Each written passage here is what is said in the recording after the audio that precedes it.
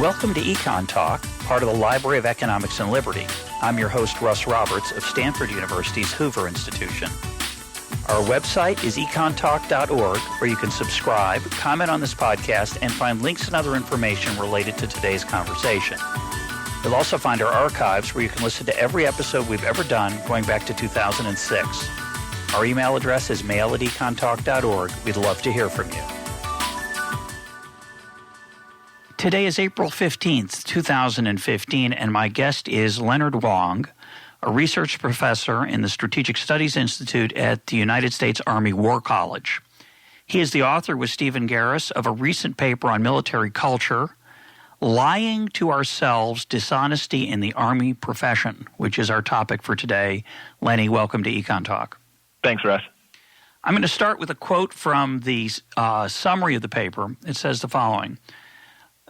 This study found that many Army officers, after repeated exposure to the overwhelming demands and the associated need to put their honor on the line to verify compliance, have become ethically numb. As a result, an officer's signature and word have become tools to maneuver through the Army bureaucracy rather than being symbols of integrity and honesty. Sadly, much of the deception that occurs in the profession of arms is encouraged and sanctioned by the military institution as subordinates are forced to prioritize which requirements will actually be done to standard and which will only be reported as done to standard. As a result, untruthfulness is surprisingly common in the U.S. military, even though members of the profession are loath to admit it. And the summary closes, the Army profession rests upon a bedrock of trust.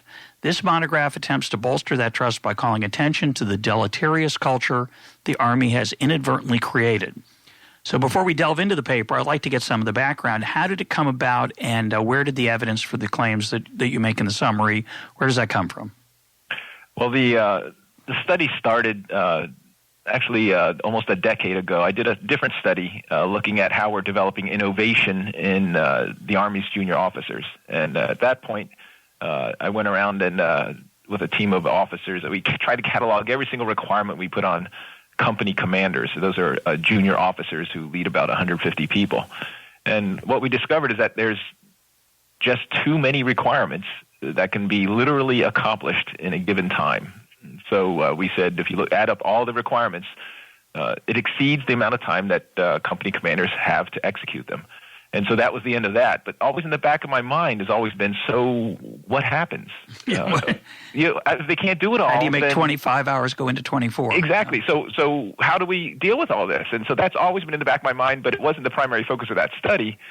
And so then the question became of, so what do we do? But then I was also reflecting personally in that the Army, like the rest of American society, has become an audit culture. In other words, we measure everything and we audit a lot of things. And so I'm subjected to a lot of things like have you read the information awareness 1900 word permission before you get on your computer? And I always put yes, I have, when I really haven't. You're the only one. It says by checking this box, you agree that you have read all the Exactly right. Or a firm in England they offered free Wi-Fi, and they put out this is an experiment they did, and part of the agreement was I agree to give over my firstborn. Yep. And everyone signed it, and so it's very common. So it's not like the Army is so weird. We're just like society, and the Army has created that, and so what I discovered was. Are we kidding ourselves? And so then my colleague Stephen Garris and I said, we should really go around and ask people how they're dealing with all these requirements. And so we interviewed captains, which are junior officers at Fort Benning and Fort Lee. Then we interviewed majors, which are mid-range officers at Fort Leavenworth, Kansas. And then colonels and lieutenant colonels here at the Army War College in Carlisle, Pennsylvania. And then we also went to the Pentagon and listened to all those people. And it was very eye-opening and very disheartening, and yet there's a lot of goodness out there too. And how many people did you interview? Roughly, it wasn't really interviews; it was discussions, and so we didn't sit down and force people. But roughly, I'd say about 120. And when you talk about requirements, I think in everyday English we would call them rules and regulations. These are a mix of compliance forms that people have to fill out that attest to having accomplished some task or having something on hand. Give us a measure of the range of paperwork and requirements that we're talking about. Well, it could be, we call it directed training is where this whole thing starts. It goes beyond that, but it starts with directed training. So directed training would be everything from you need to be qualified on your weapon to you need to sit through a class on sexual assault, or you need to view an online course on the dangers of bath salts, or you Did you say bath salts? Bath salts. Why would there be? Is that a joke or is that serious? That's serious. What's the worry there? Because the youth in America are, being afflicted with being enamored by bath salts, using those as artificial stimulants, and so someone said, we got a lot of young people in the Army. They need mandatory training. Make it a training requirement that they have to have annual training on bath salts or human trafficking or the dangers of, cyber awareness or anything. So. And the problem with the Army is that we like to create requirements. We're great ideas generators, and so more and more of these requirements get placed on those at the bottom, but none are ever taken away. And so. Yeah. So this includes things that are directly related to combat, things that are related to the culture of the unit and the organization itself. There's also, having read the paper, it's things like supplies on hand, what you did with cash you were given. So these are both verifying that things happen plus keeping track of stuff, right? Exactly. And it's a wide range of, you have your administrative things, but you also have things that are related to the mission, you're related to how are you taking care of your soldiers. And so we it's the system trying to do what leaders normally do, but then it just becomes overwhelming to those on the bottom. And so what happens is that those on the bottom are left making the decisions, which ones am I going to do, or which ones am I just going to say I did because I can't do them all. And give me your overall impression. Again, it's by definition anecdotal. You didn't survey 25% of the U.S. military. Right. You talked to a bunch of folks. How representative are the stories that you report in the paper of the 120, first of all, and then how representative do you think those 120 are of the military as a whole? I think it's fairly representative, and the reason I get that is – actually, I think it's very representative, and the reason I think that is because after the paper came out, now we're shifting to a different topic here, but it was very interesting because at first, exactly as predicted, it really riled some people because who wants to be told, we routinely evade the truth. Nobody wants to be told that. But then as time went by, then suddenly people started to not deceive themselves and say, yes, we've fallen into this, just like the rest of America falls into it. But we hold ourselves to a higher standard, and we're letting that standard go. And so then people began talking about it, and now it's being pushed not by those on the bottom, but now it's being pushed by those on the top. And so is it representative? I think it's pretty good indicator it is representative because now it's being pushed by the highest levels of leadership, not just those on the bottom. And I guess in some empirical sense, the fact that 100% compliance is impossible, and yet you routinely discover that suggests that something is you routinely find that in the reporting suggests that something has gone wrong. Right. If compliance is impossible, then all these good stats can't be. Something's wrong. And the original, I found it fascinating. You talk in the paper about that most of the people, when you initially raise the possibility that there's this dishonesty going on, they're very hostile to that. They bristle. They push. They're defensive. Right. But then it emerges that, so talk about that process, how that would come about in the conversations. Well, like I said, these were discussions, so we really weren't interviews. And so it'd be a group of eight people or 10 people, and I'd say, we talk about how many requirements there are out there, and isn't it, there's so many, and they'd all agree with that. And then I'd say, so do you guys ever lie? And right then, you could hear a pin drop, because who in the world would ever say, right, of course I do? Yeah. And that's what I was trying. And so then I'd They'd say, of course not, and especially Army officers. Army officers are very moral people because the business that the Army is in, you cannot have people that you don't trust. And so then we got it. Lenny, you're a former Army officer yourself. That's yes. important, right? Okay. Yes, you're not I like am. me. You're not like an academic who's never been in the Army. I'd like to say I'm like you, Russ, but yeah. Sorry, go ahead. No, but so Army officers have a moral identity of extremely high because trust is critical to soldiers and trust is critical to society. The whole profession is built on trust. And so for me to say, do you guys ever lie? It's like, you got to be, why are you asking that? And then we start saying, so how do you deal with all these requirements? And then they start saying, well, you got to learn to prioritize. What does that mean? And so then we'd push it further and further, and it came down to, and then literally I had some people put their head in their hands and say, okay, fine, I lie. And but nobody wants to say it because what we do is we cover it up with euphemisms or we offer rationalizations. And what's going on is there's something that Ann Tenbrussel out of Notre Dame came up with, a term called ethical fading. And what ethical fading is when the moral implications, the clear this is right and wrong, when all that starts fading into the background and it stops being an ethical decision, it stops being an ethical dilemma, and then turns into an administrative decision or a way to do business. And so when we click on agree that we just read the 16 pages of lawyer speak when we really didn't, we don't think of that as lying. We just think that's just what everyone does. That's the way you do business. That's the way you get my free Wi-Fi. Yep. And it's not an ethical dilemma.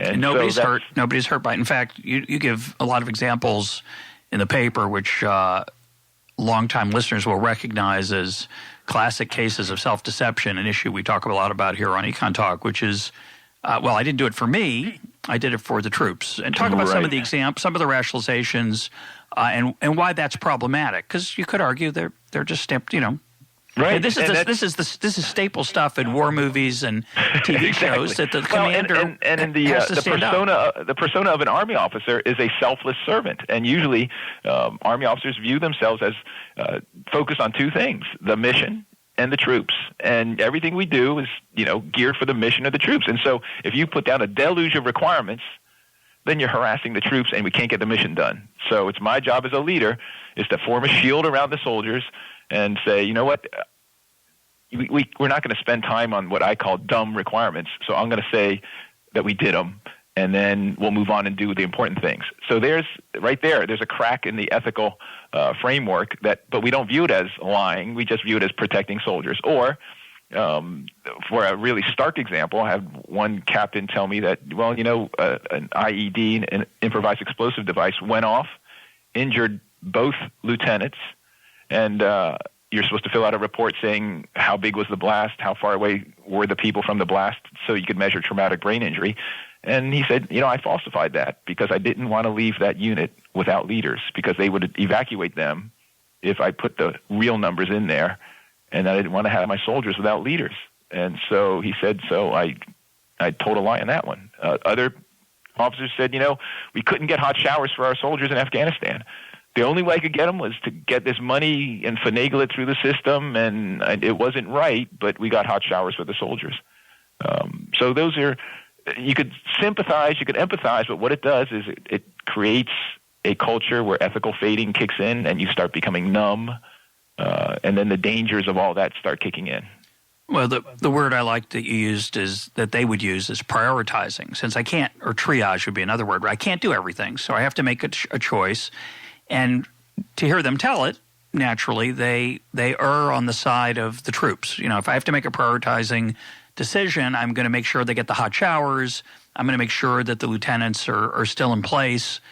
But that, of course, leads to potentially destructive decisions in other situations where rationalization then is letting people do what's in their own self-interest, but masquerading as if it's for the good of the group. Right. And that's exactly the downside of because when you first hear that all makes total sense, and we sometimes say to ourselves, well, that makes sense that you deal with it that way. But and really you could argue they did the right thing. Right? Exactly. Yeah. Wouldn't anyone do that? Yeah. Right. But when you really think about it, and what's nice is that in the discussions, it came up saying, well, we understand that, but here's what's going on. In other words, I didn't come up with these, but they pointed out that when you start allowing that type of reasoning, that type of ethical fading, the question becomes then who decides what is right and wrong? Because in some units, they would say, if we have something in the Army where you have a negligent discharge, that's where your weapon goes off inadvertently in a combat situation, like when you're back on the base and you're not supposed to have rounds in the chamber and it goes off. Some units would say, well, because the rule is report that because we can't have that happening. Some officers said, well, we wouldn't report it. We would just cover it up. Other officers would say, you got to be kidding me. That's a breach of discipline. You have to report that. If you don't report that, something's seriously wrong. And what that shows is as soon as you start allowing these types of ethical fading decisions, the question becomes who decides which ones are allowed and which ones aren't. And then because everyone becomes an expert then, everyone gets to judge, and then there is no standard. The other thing, it literally puts you on that slippery slope, is that it suddenly becomes an example that other people will use to justify their decision to not tell the truth. And so then it heads down the slippery slope. And then the third one is that exactly what you pointed out. It masks those people who are making unethical decisions because of self-interest. Because we could say, well, what's the difference between a person that did that for themselves because they wanted to look good or did it for the troops or did it for the mission? But then looking at the big macro level, what it really does is it's the seed that starts feeding this hypocrisy in the profession where we think we are so ethical, but our day-to-day dealings, we fall victim to this ethical fading. And that hypocrisy, we can't feed it because it just creates this false image of ourselves where we deceive ourselves. Yeah, I want to come back to that later because I think there's a whole bunch of interesting issues here related to how culture emerges in an organization like this of this magnitude and size and tradition, and there are a lot of currents running underneath the surface that they're going to be affected by these kind of changes. I would just want to go back to the negligent discharge example for a second. So the people who would say, "Oh, I covered that up," they would justify it, I assume, by saying, "Well, I don't want this person below me to be punished for just bad luck. It was just an accident." But of course, it was an honest mistake. But But it also, I assume, reflects badly on the officer when there's numerous negligent discharges under his command. So as a result, his own self-interest there is coming into play. It's not really just for the. It could be. Oftentimes it's not. I talked to some people saying, the unit that was replacing them came in, and one of them had a negligent discharge, and but they said, you know what, we don't want to get these guys in trouble, and they haven't even started yet, so let's not even report it. Yeah, well, that's dangerous, obviously. Let's talk about storyboarding for a minute. Explain what storyboarding is for those of us outside the military.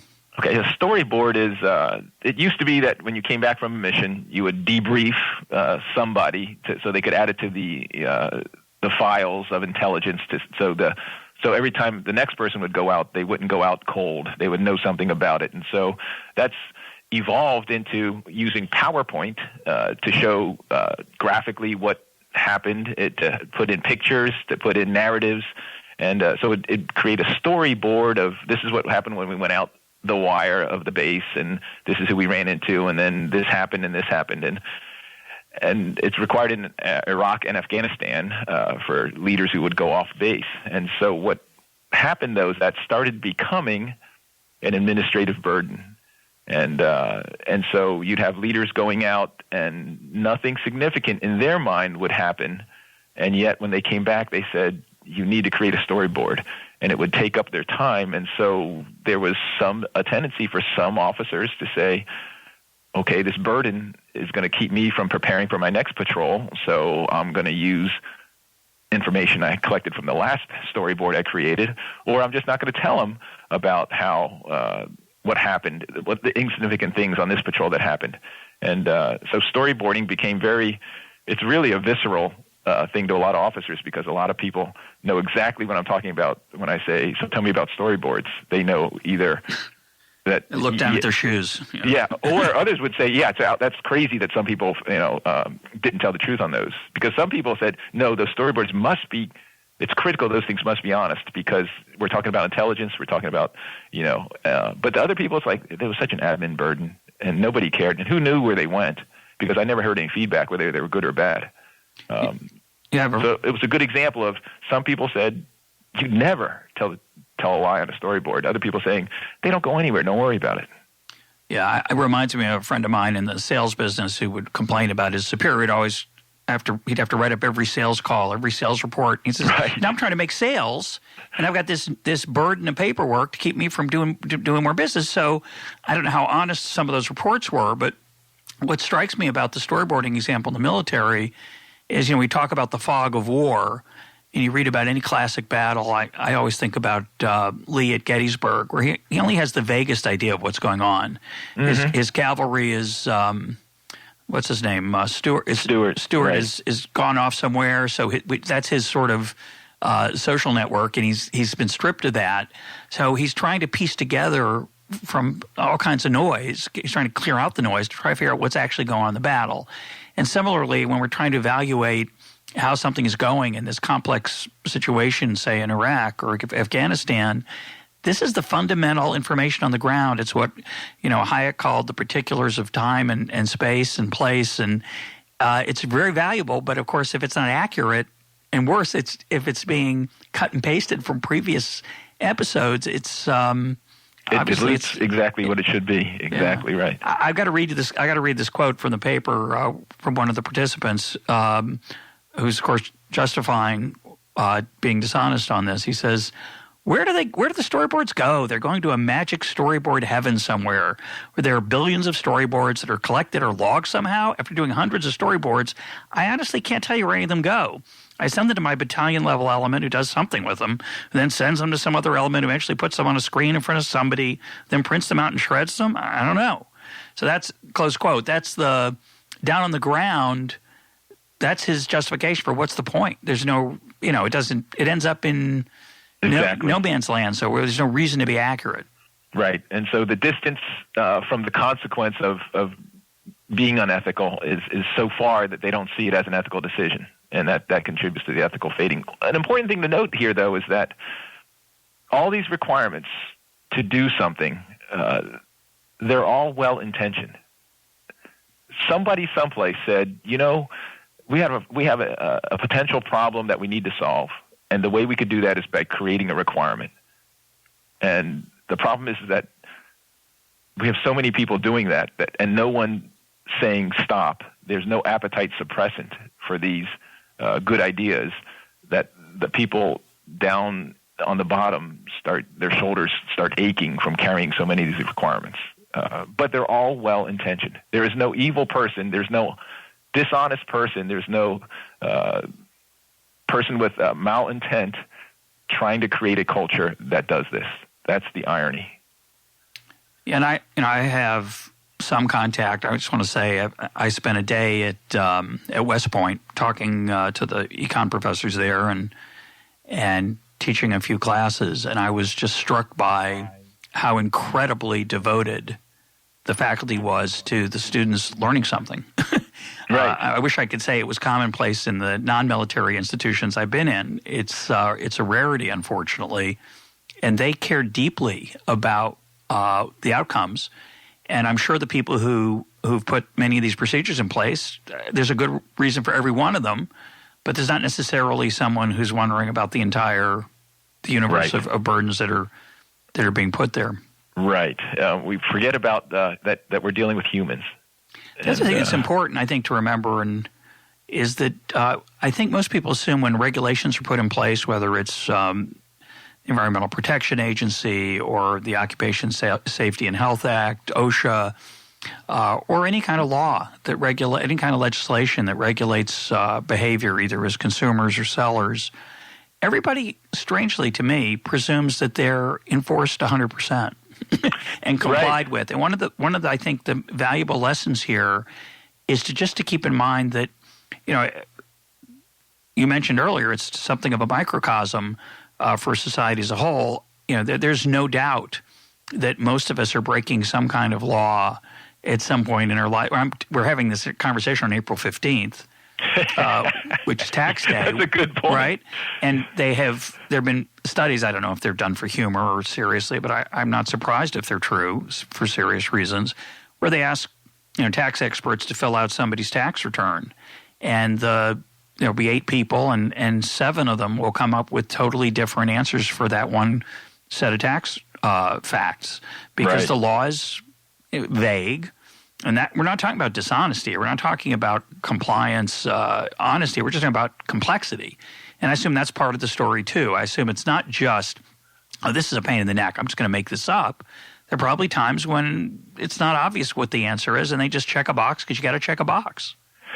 Right. But even there, you're heading into rationalizing because it's so complex.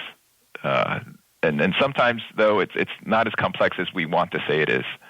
We just say it's so complex, and the fastest way through it is just to check a box. I think a more blatant example that is happening just today is if you look at Atlanta. We had teachers there that felt the pressure that you need to turn these schools around, and so they convinced themselves maybe the best way to do that is through cheating. And that's an exact example of well-intentioned rules, requirements, good people, and yet what happens when their ethics go unchecked because they convince themselves that they're not doing anything wrong. Yeah, they're doing it for the children. Really is very dangerous. I was going to read one more quote, which I just, which is really special.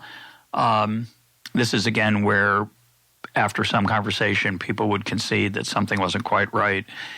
Here's the quote. Likewise, most former battalion commanders admitted that in their roles as data receivers, many of the slides briefed to them showing 100% compliance or the responses given them for information requests were probably too optimistic or inaccurate. For example, one colonel described how his brigade commander needed to turn in his situation report on Friday, forcing the battalions to do theirs on Thursday, and therefore the companies submitted their data on Wednesday, necessitating the companies to describe events that had not even occurred yet. The end result was that while the companies gave it their best shot, everyone, including the battalion commander, knew that the company reports were not accurate. Yeah, that was, and that's actually not that unusual, because if it's due on Friday, everyone backs it off a day, and it just shows how quickly we could say, well, that's a dumb requirement, and so you don't need to be truthful in it. The rationalizations come very quickly on that one. We also went to the Pentagon and talked to the receivers of information there. In other words, people who got the reports and said, how much do you believe the reports? And there they said, well, they give it their best shot, but we know it's not always true. And so we asked them, so, well, how do you know that? Well, how do you know that? And they said, well, we used to be there. Yeah. we weren't, born yesterday. We used to be there. We used to do the same thing. And that's when it became obvious, like, what have we created? This facade of, I'll tell you the truth. I'll tell you what I think you want me to say, but I'll tell you the truth on other things. But other things, I think I'll fudge, I'll massage, I'll hand wave. And then the people receiving it say, I know that you did that because I used to do that. And then, but we all go our own ways, and the briefings happen, and everyone goes away happy from the meeting, saying everything looks fine. Yeah, I was actually I was reminded of the former Soviet Union, where the joke was we pretend to work and they pretend to pay us. But the real analogy there would be that I would, and I've talked to people who lived in that society, in that culture, and there'd be a factory, and everybody understood all the way up the line that the output of that factory was not accurate as it was listed in the report. So the people on the line would be asked, how many nylon stockings did you create this week? So they'd lie because they had to meet their quota. And they'd tell that to the foreman or the manager, who'd pass it on up to the factory, that would then claim a certain number of units had been produced across the whole factory. That person knew it was a lie. That person would pass it up the chain to the commissar of stockings or whatever the person was, and everybody in the system understood that it was a lie, and they just kept going. Right, and that's at least in my research that I did here, nobody wants to call it a lie, though.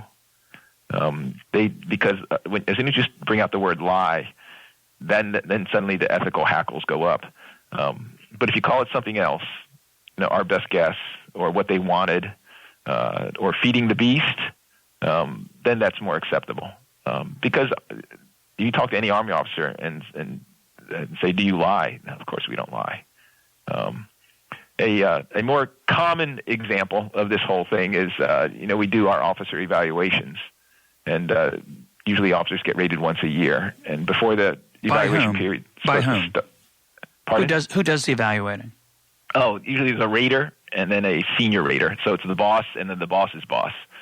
And but before the rating period starts, you're supposed to sit down with the rated person and say, okay, let's go over your goals and what we expect of you. And then you're supposed to sit down with that rated person every quarter. So every 3 months, they're supposed to sit down.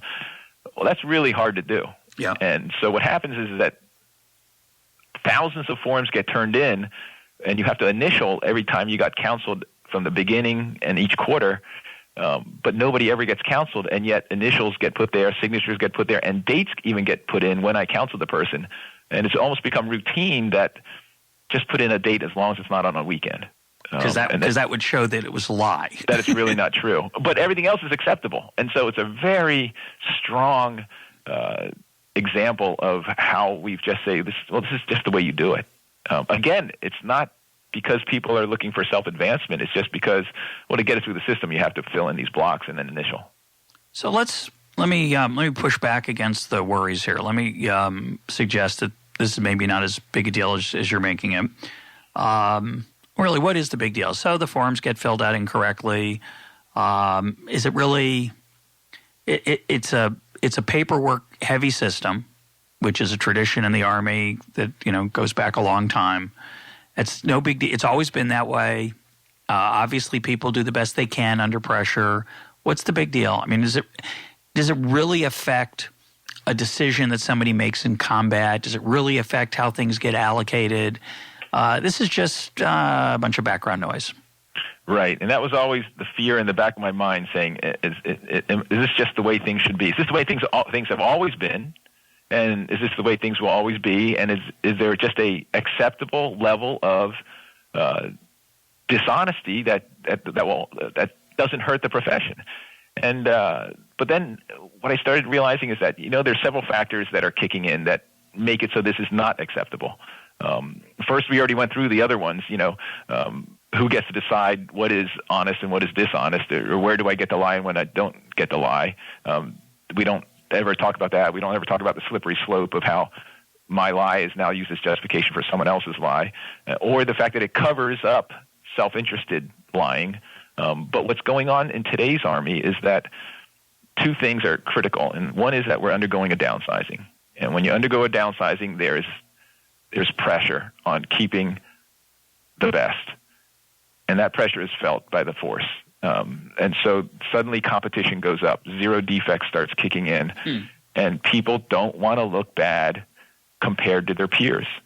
And so what that does is it accentuates this drive towards perfection, this drive towards not being totally upfront with the way things really are and then presenting this masquerade. The other thing that's kicking in is that the Army is very digital. It's become digitized, so it's so easy right now. If I say, how many people have done this?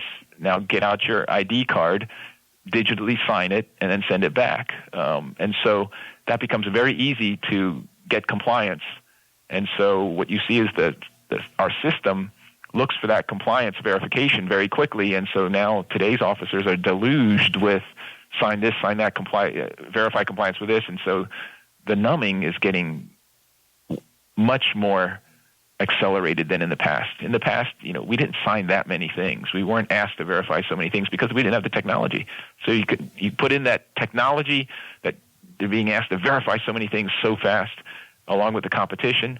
It's a lot of pressure on the bottom officers to fall into. Well, I'll just tell them what they want to hear. And so it's not getting better, it's getting worse. Yeah, one of the reasons I wanted to talk about this on EconTalk is, again, in any organization, whether it's in the government or it's a private organization, there's always a challenge of implementation and follow-through and monitoring and compliance. And I think it's very tempting to just assume it's not relevant. A friend of mine was telling me that there was a new curriculum put into her school and for math, and then of course the people in the school wanted to evaluate whether it was successful or not. Did test scores go up or down? They just assumed that once the new teachers and old teachers had been trained in the new curriculum, that would be the curriculum. But some of the teachers didn't like the new curriculum, and they just didn't bother to teach it. They used their old techniques with the new book, the new exercises, but that wasn't what they were used to. They didn't like the new stuff, so they just, come on. It's like when the new math came along, a lot of older teachers just said, well, this doesn't make sense to me. And my students aren't, and of course I'm doing it for the students. Right. I'm not gonna confuse them with these new techniques. I'm going to use the old ones. So when you go to evaluate efficacy or effectiveness of these techniques, and this is the real issue, stuff does get digitized, and we get these, I think, overblown claims for the power of data. If the data aren't the biggest issue that we talk about here a lot is the complexity issue. It's still going to be difficult to disentangle causal effects. I don't care how much data you have. In fact, the problem sometimes even gets worse because you have more data, more types of data, and it's very difficult to know what's important and what you can ignore. But the other issue is the data accurate or not? And if it's systematically biased, of course, you're not going to get accurate measures. You'll have people trumpeting the success of the program. Oh, we put this new thing in and we have 100% compliance. But if it's not accurate, you're not going to measure what you think you're measuring. That's exactly it, is that our indicators, not only are they not reflecting what's really going on, but are they even measuring what you think is going on anyway? And so one of the recommendations, we had 3 recommendations in the study, and the final one is that you need to lead truthfully, and that means that at the highest levels is that maybe you can't rely on those statistics, you can't rely on those indicators, you can't rely on the briefing charts. That you might have to say, well, we ideally we'd like 100%, but maybe we'll be satisfied with 85. But it also means that maybe you can't measure everything.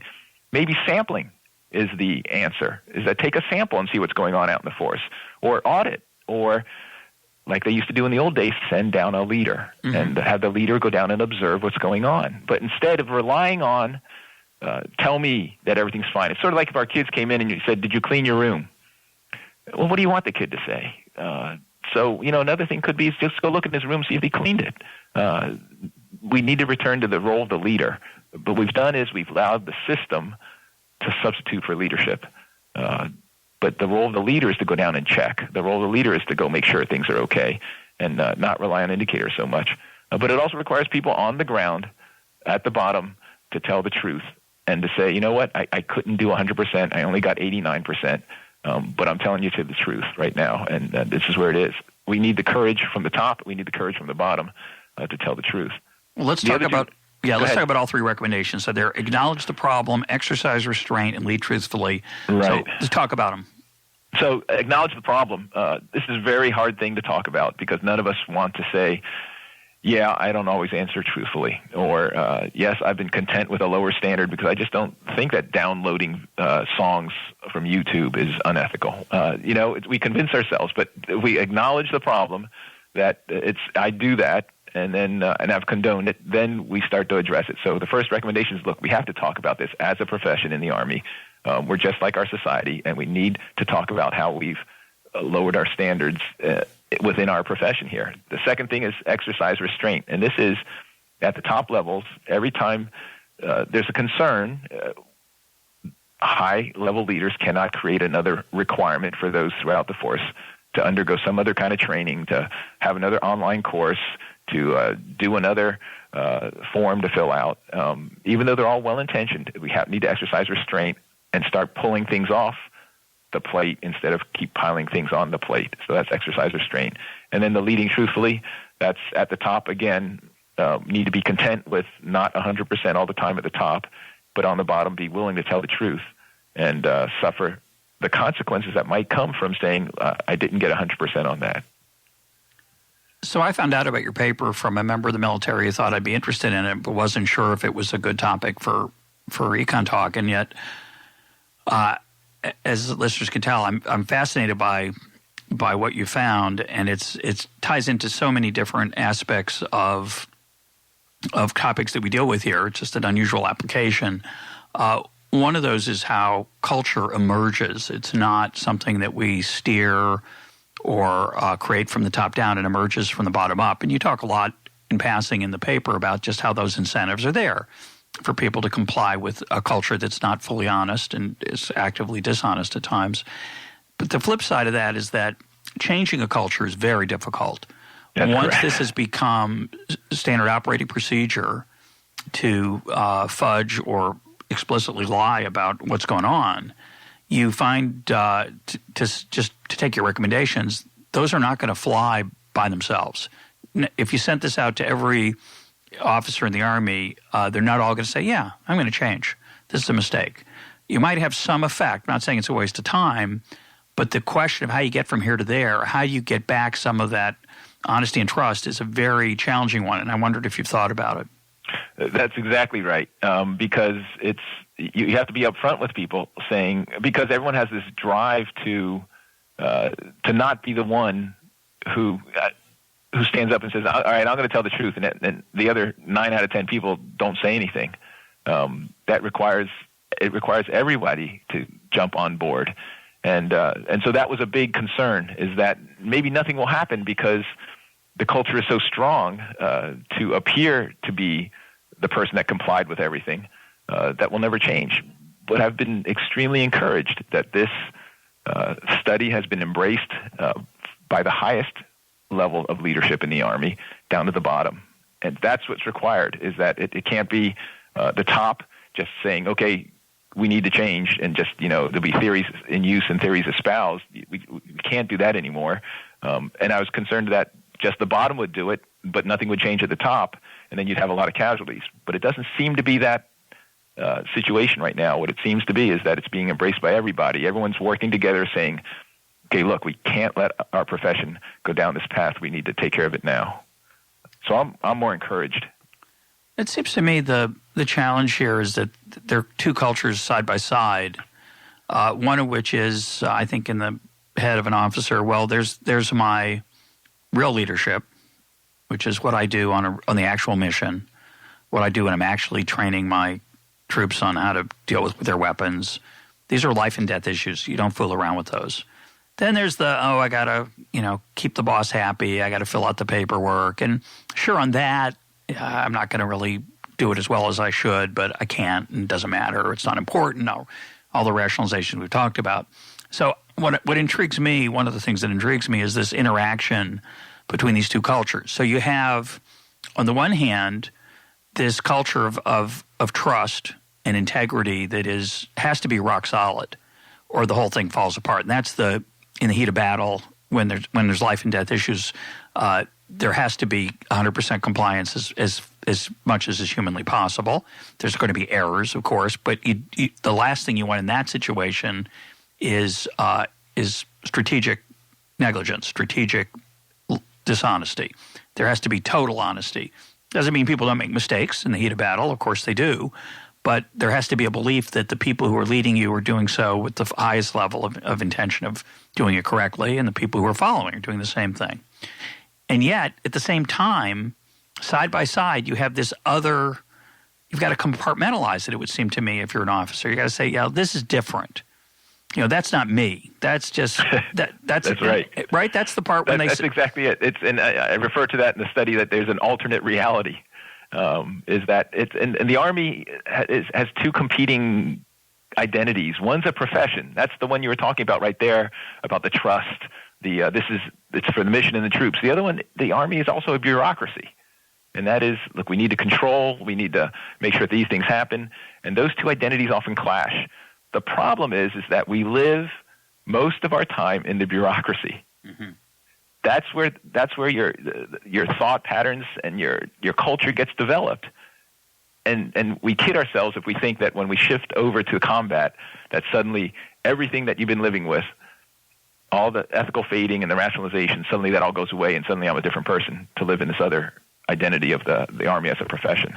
And so what this says is, we understand what we need in the trust, but we need to extend that trust to all of the identity that we have. That, when we're not in combat, we don't want to exercise ethical decisions that are wrong. We need to start exercising the same persona across all spectrums, all identities of this Army. Well, Adam Smith in The Theory of Moral Sentiments wrote that man naturally desires not only to be loved, but to be lovely.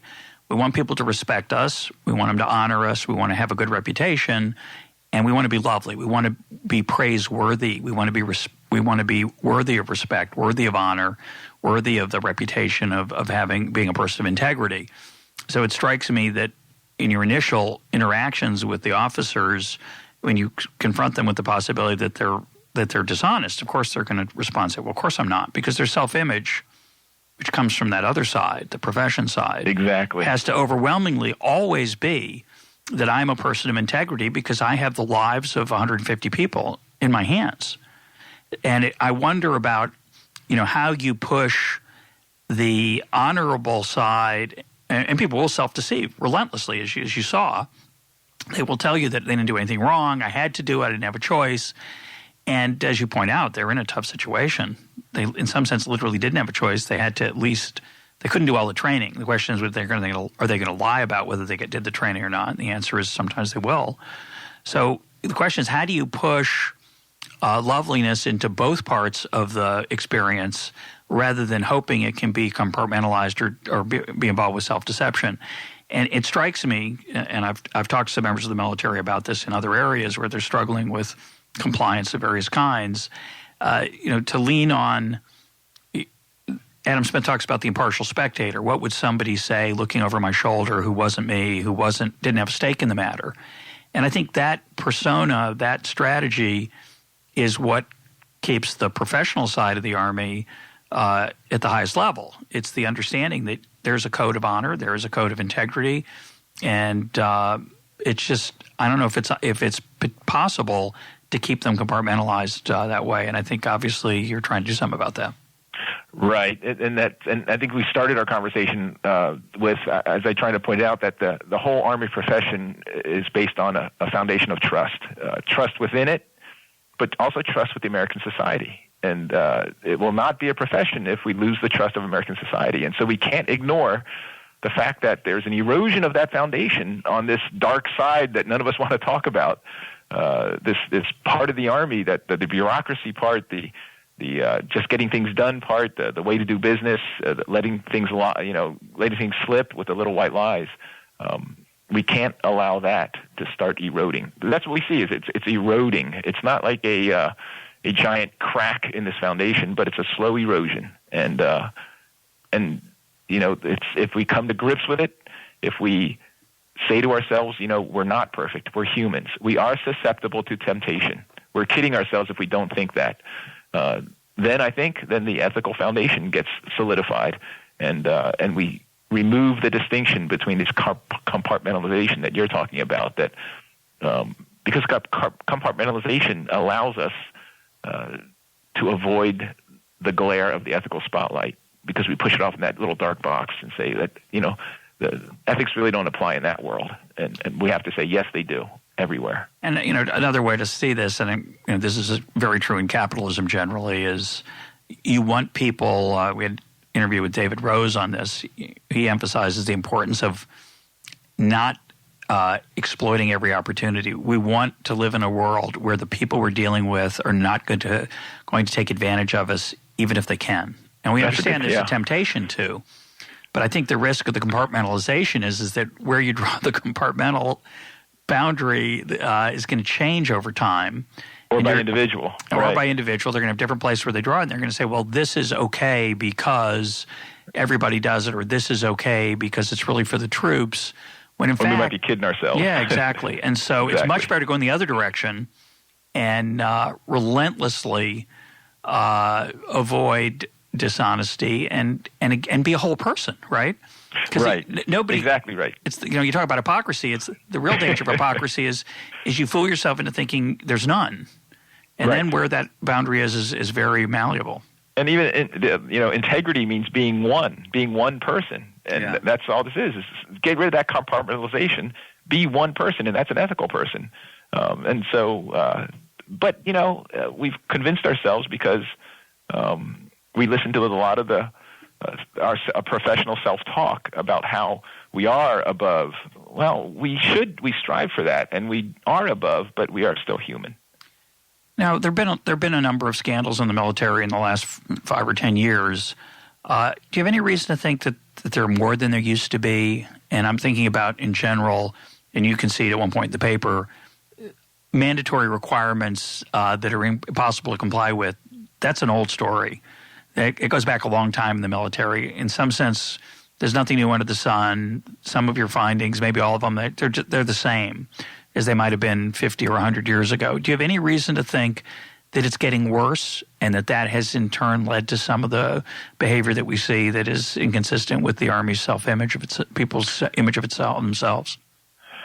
It's hard to say if it's gotten worse because the Army hasn't stayed the same. What we've seen with the all-volunteer Army is a gradual shift towards a professional Army. In other words, when you had a draft Army, then we are flat out a reflection of society. But with the professional Army, there is a conscious effort to police itself. And so if it's gotten worse, I'm not sure that's the right word, but what's happened is that we've allowed this erosion to occur, and we need a correction. We need a self-correction. And that's part of what professions do, is they correct themselves as opposed to somebody else coming in and saying, you guys are out of control. And so all this study was an attempt at, look, as a profession, we need to self-correct. It's really hard to say whether it's worse than before, but in my mind, I think there's been a steady increase in this erosion, and we're due a self-correction. But do you think the reporting requirements are worse than they were 20 years ago? Yes, because of first of all, the Army is a cumulative organization. We never take anything off. In other words, even if the requirements aren't needed anymore in a specific area, it's very difficult for the Army to say, yeah, let's get rid of that requirement. The other reason is technology, is that it's so much easier now to verify through digitization than in the old days when we had rosters or face-to-face contact. And so you put those two things together, and there's a lot more compliance-oriented issues going on in the Army today. Yeah, the cost of communication has gone way down, right? You don't have to send a letter, you don't have to, right. But you can send an email now, right? Which is so much easier. How many people? All it takes is an officer sitting a staff officer sitting someplace saying, how many people did this? And that becomes a requirement. So it's so easy to create requirements today than it used to be. So let's imagine two solutions here. Solution number one is you tell all officers you only have to comply with 80% of the stuff that you do, that you're told to do, and you figure out which are the most important 80%. Or the people at the top could say, "Boy, we've really overburdened these folks. Let's cut the requirements down to 80% of what they are." Could they answer the question?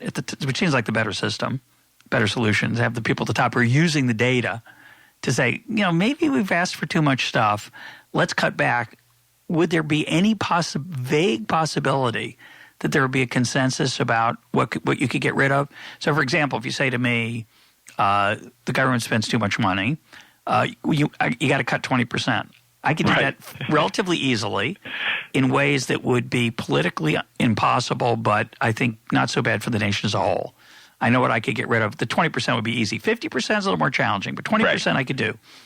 Do you think the people at the top in the Pentagon and elsewhere could figure out some of the requirements? You say, they never take anything away. Right. It's time. It's time. Would there be some take away? Would there be some consensus? Can it be? It's possible. And the encouraging thing is they are starting to do that now. In other words, I've had people from the Pentagon contact me saying, look, back when you did your study 10 years ago, how did you come up with so many requirements and what methodology did you use? And I had to give that to them. And so right now there's people sitting down saying, what have we created? What have we put on the backs of company commanders? When you look at the totality of all the requirements we put on people, what is it? So they're trying to get a handle on it. Down at the bottom, there's discussions going on everywhere on can we tell the truth on what we actually have complied with. And so you put the two of those together, the people at the top reducing the burden, people at the bottom saying, look, I'm going to tell you the truth. You may not like it, but I'm telling you the truth because that's more important. You put those two together, I think you'll start to hear cracks in the culture. Did some of your sessions include people from the bottom and the top?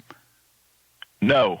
Because that would be an interesting... I tell you what, no. If you want a silent session, yeah, put the bosses in there with the people. Because who's going to in front of the bosses say, yeah, all the briefings we always gave it a green. It was really red. No one would say that. But what I could imagine is a session with the bosses and the officers on what would be the most important and things that they could honestly respond to. So it seems to me one way to change this culture would be to convene a host of these where people would talk. Maybe they have to wear masks. Or maybe it's no, and I'm not kidding. Right? Yeah, you could do it. Maybe online, right? Yeah. And say, these are the things I never tell the truth about because of this, this, and this. Here's what I'd be willing to tell the truth about if you change the way you did it. Right. That would be a way. But, it's going to come down to it'll never be a consensus. And that's what's the nice thing about the Army. It's built on leaders. It's going to require a leader to make a decision because you'll never get a consensus. So somebody's got to take a stand. Exactly. Someone's got to say, look, I'm going to have to risk my political capital by telling this political appointee who said, we really got a problem with this in our society. You need to put this kind of training in the Army. I have to tell him we'll do that next year or we'll do that every other year because right now we can't do that. It's not a good time. Yeah. It's never a good time. Yeah. Right. And so it's going to require someone to, expend some political capital. So you say it's been well received. They're presumably not from the very beginning. From the very beginning, I got a lot of pushback because people just read the headlines and where it says Army officers lie. When you say a lot of pushback, is that 4 emails or 40 or? A lot of, hey, you guys have really, created a firestorm. And so not 40 emails, but enough that, but then once people started reading the actual study, then things changed. And then gradually the senior officers then started pushing the study, and then things really changed. Talk about the U.S. Army War College. What is it exactly? It's not is it a place where you go to study? Okay. To get a degree? I'll tell you, in this profession, you have people entering as far as officers. They come in after graduating from college in ROTC or West Point. They go to a basic course that teaches them how to be an officer in whatever specialty. That usually lasts about 3.5 months. 3.5 months. And then they move on from there. After about 5 years, they go to another course that lasts usually about 6 months that gets them ready for the next level of leadership. Then when they hit about 10 years, they go to a year-long school out at Fort Leavenworth, Kansas, that gets them ready for mid-level management. By the time they get here, they're 40-year-olds, they're lieutenant colonels and colonels, and they're ready to move on to the strategic level of leadership. And so they get a master's degree here, and what it prepares them to do is to start not looking at just military, but also diplomatic, informational, and economic instruments of power in national security issues. And what do you teach there? I'm a researcher, so I supplement the teaching here by looking at strategic issues. And do you have interaction with the students? Yes, I have interaction with the students, and I give talks, and they come in, and we bat things around, and I'm always here to support them.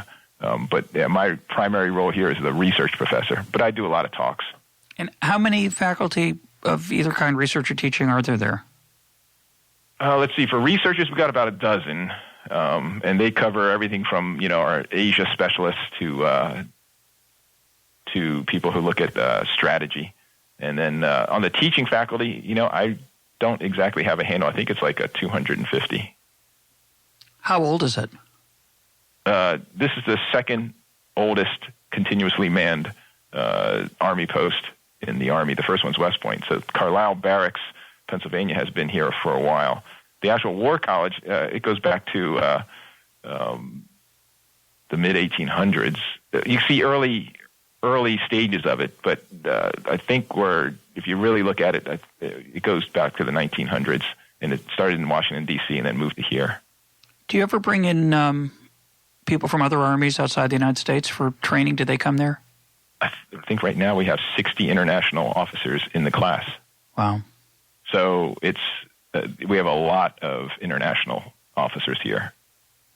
And your career path was, you were an officer. I graduated from West Point, and I was in the Army for 20 years, and then I became a research professor here. And you went out and got a PhD? The Army sent me for a PhD so I could teach leadership at West Point. Wow. And what's in your future? I'm glad you have one. When somebody sent me the paper, I thought, well, this can't be online. I thought maybe, the first thing I did when I received the paper was I Googled it to see if I could actually access it legally, because I just sort of assumed that nobody would publish this publicly. No, that's it's somewhat embarrassing. People are, like I said, we're a profession, and people are surprised that we're willing to police ourselves. And this is one of those. It was essentially a call that we need a self-correction. And that we don't need Congress to tell us to do this. We need to do it ourselves. And that's what professions do. So this is just part of the Army being a profession. So it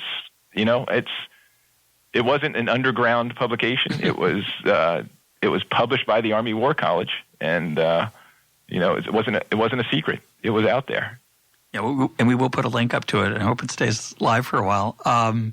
But what are you interested in next? Is this something you think you're going to stick with for a while? Or no, I'm not an ethics person. I study organizations. My background's organizational behavior, and so that's you probably could hear that from my discussion. I look at the Army as an organization and the Army as an institution. What topic do I pick up next? Russ, if you got a good one, just let me know. And I'm always looking for what angle I'm coming in at next. I focused a lot on developing leaders and on are we producing the right type of leaders, how are we interacting with society, and things like that. My guest today has been Leonard Wong. Lenny, thanks for being part of EconTalk. It was my pleasure, Russ. Thanks.